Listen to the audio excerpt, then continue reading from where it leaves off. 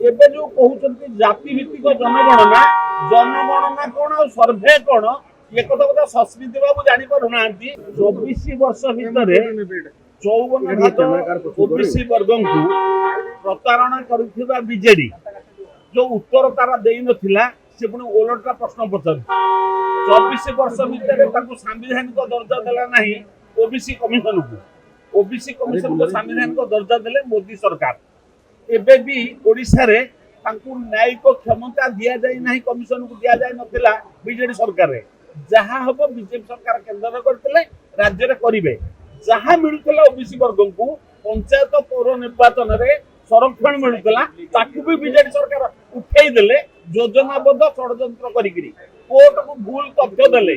एबे जो कहउछन्ती जाति भित्तिक जनगणना जनगणना कोन आ सर्वे कोन ये কথা सस्मित बाबू जानि पारुनांती। ओबीसी वर्गक संरक्षण पई केवल सर्वे दरकार। एबे से जो गोटा सर्वे करिथिले से सर्वे रिपोर्ट कुआडा गला ता उत्तर आज पर्यंत बीजेडी देई नाही। गोटा सर्वे नारे प्रश्न करथिले अर्थात 54 भाग ओबीसी वर्गक 27% शिक्षा रे चाकरी रे संरक्षण मोदी सरकार देई सारी छंती एबे भी दउछंती। भूल तथ्य मिछ कथा महापाप करि सारिबा पर बीजेडी कहउची बीजेडी मिथ्या तथ्य कहउची क्षमतारु हटि जिबा पर ग्रहण करि पारुनी असहिष्णु होइकरी बीजेपी मुखर अभियोग।